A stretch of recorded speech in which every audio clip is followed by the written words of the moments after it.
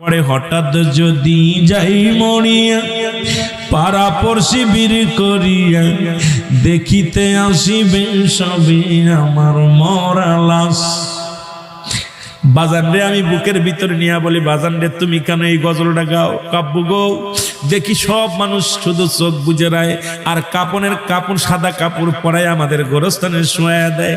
এ মুসলমান, মাত্র 3 বছর বয়স শিশু ছেলে আমার দাদু ভাইয়েরা কয়েকদিন আগে চাচা মারা গেল। ছোট ভাই আমার সঙ্গে আমাদের মেহেদি হাসান ছিল।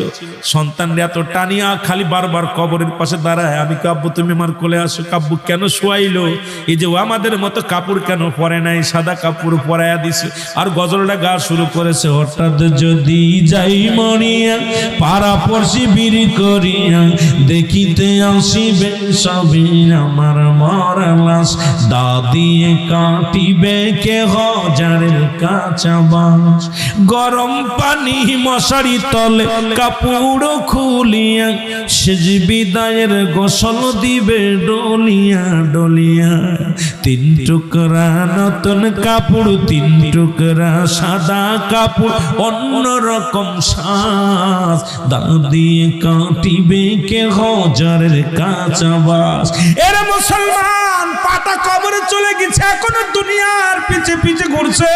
ও তোর পিছে পিছে ঘুরছে সমন, কোন দিন গলায় পড়বে বেরি। দেখ না মন জাক মারি দুনিয়াদারি। আমার আল্লাহ বলেন কুল্লু নাফসিন জায়কাতুল মাউত। আমার রাসূল কি বলে? দলিল মেরকাত সরে মেরকাতের 10ম খণ্ড 722 নম্বর পৃষ্ঠায়, তাফসীরুল বায়ান 5ম খণ্ড 524 নম্বর পৃষ্ঠায় আমার নবী কালা ইন্নাল্লাহি, আল্লাহর যারা মাহবুব বান্দা হয়ে যায় লা ইয়ামুত, তার মৃত্যুবরণ করে না। আল্লাহ কয় প্রতিটা প্রাণীর মৃত্যু স্বাদ গ্রহণ করতে হবে। আমার নবী কয় যারা আমার প্রিয় মাহবুব বান্দা হয়ে যায়, আমার আশিক, আমার পাগল হয়ে যায়, এই দুনিয়া থেকে তাদের মৃত্যু নাই।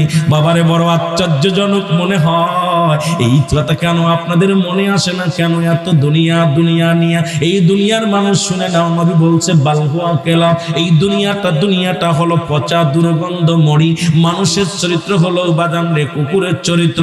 কুকুর যেমন মরি পাইলে খুশি হয়, এক পা কবরে চলে গেছে, সুদ ঘুষের মধ্যে আসি, এখনো জমা জমি নিয়ে হাঙ্গামা মারামারি, দুনিয়ার ছেলে মেয়ে নিয়ে হাঙ্গামা করছি।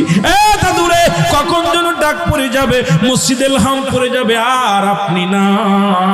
তাহলে দুনিয়ার মধ্যে কি করলেন, কি নিয়ে যাবা কবরে? ওই কবরের পুঁজিটা করার দরকার আছে কি না?